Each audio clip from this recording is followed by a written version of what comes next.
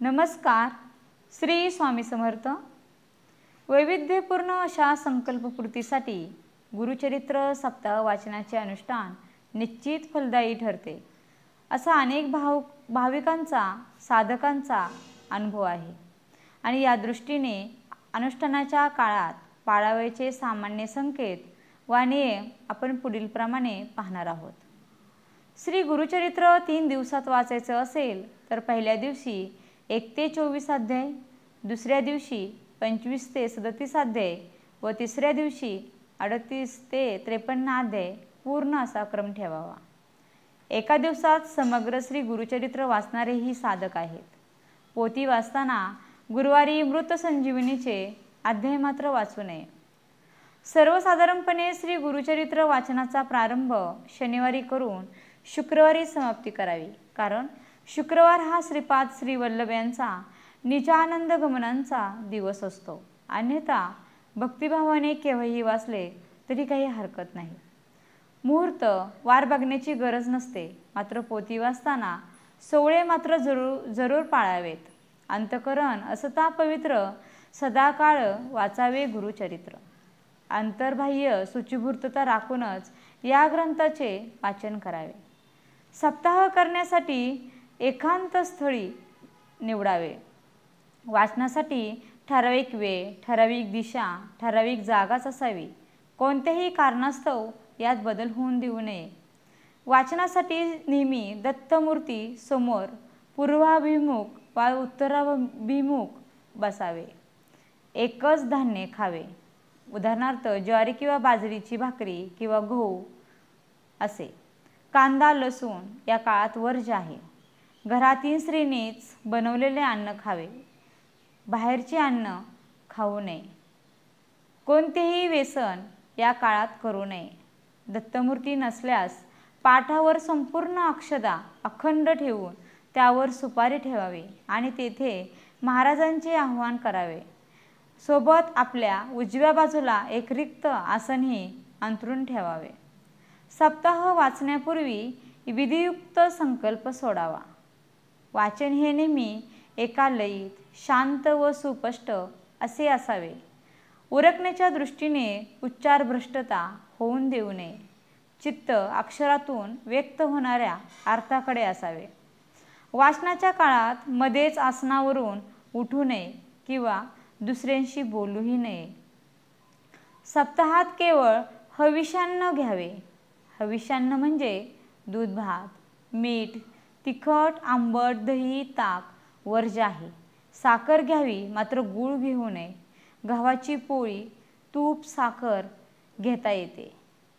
सप्ताहाचे 7 दिवस नित्य प्रांत काळी काकड आरती, संध्याकाळी प्रदोष आरती, रात्री शेजारती करावी.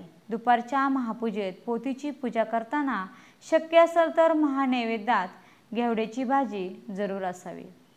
रात्री देवाच्या सानिध्यात चटेवर अथवा पांढऱ्या धाबळीवर झोपावे. झोपताना डाव्या कुशीवर झोपावे, म्हणजे संकल्पपूर्तीचा दृष्टीने संदेश ऐकू येतात, असा श्रद्धेने अनुष्ठान करणाऱ्या काही भाविकांचा अनुभव आहे.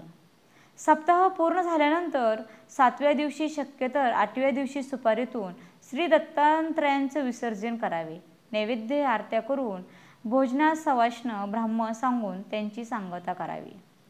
महानैवेद्यात शक्यतो घेवड्याची भाजी असावी. विशिष्ट संकल्पाच्या पूर्तीसाठी श्री गुरुचरित्र सप्ताह वाचनाचे अनुष्ठान निश्चित फलदायी ठरतं.